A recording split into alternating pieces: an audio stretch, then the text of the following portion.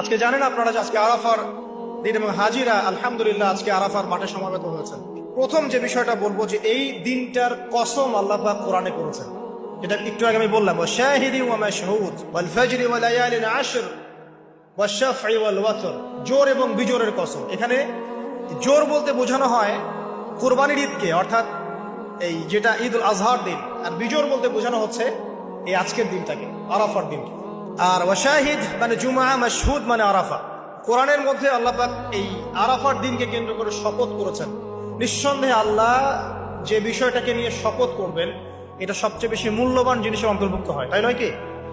এটা বোঝার বাকি নেই, এই জিনিসটা আমাদের জন্য অনেক অনেক বেশি গুরুত্বপূর্ণ।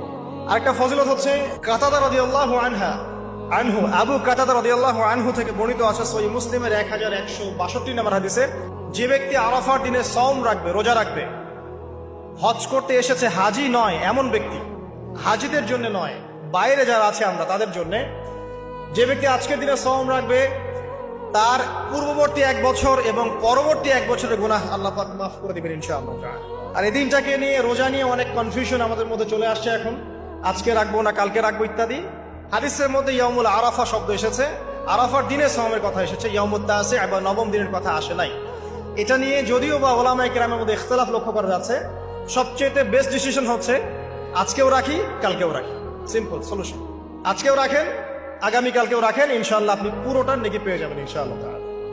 তবে আমার মত আজকের দিনে রোজা রাখাটাই আরাফার সওম, এটা আমার ব্যক্তিগত মত। যদি এর সাথে কেউ দ্বিমত পোষণ করেন আমি তার সাথে যুদ্ধ করতে যাব।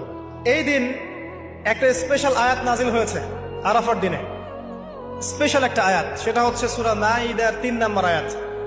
আয়াতটা হচ্ছে আল ইয়াউমা আকমালতু লাকুম দীনাকুম। নবী করিম সাল্লাল্লাহু আলাইহি ওয়াসাল্লাম বিদায় হজের ভাষণ দিলেন, আল্লাহর পক্ষ থেকে আয়াত নাজিল হলো, আল ইয়াউমা আকমালতু লাকুম দীনাকুম, আজকের দিনে আমি তোমাদের উপরে দ্বীন ইসলামটাকে কামেল করে দিলাম। কামেল মানে কি? পরিপূর্ণ করে দিলাম, একদম পরিপূর্ণ। ইসলামে ঢোকানোরও কিছু সুযোগ নাই, বের করারও কোনো সুযোগ অবকাশ নাই। ওয়া আতমামতু আলাইকুম নি'মাতি, তোমাদের উপর আমার নেয়ামতকে পরিপূর্ণতা দান করলাম। ওয়া রাদিতু লাকুমুল ইসলাম দীনান, এবং দ্বীন ইসলামকে তোমাদের উপর মনোনীত করে আমি সন্তুষ্ট হয়ে গেলাম। সুবহানাল্লাহ।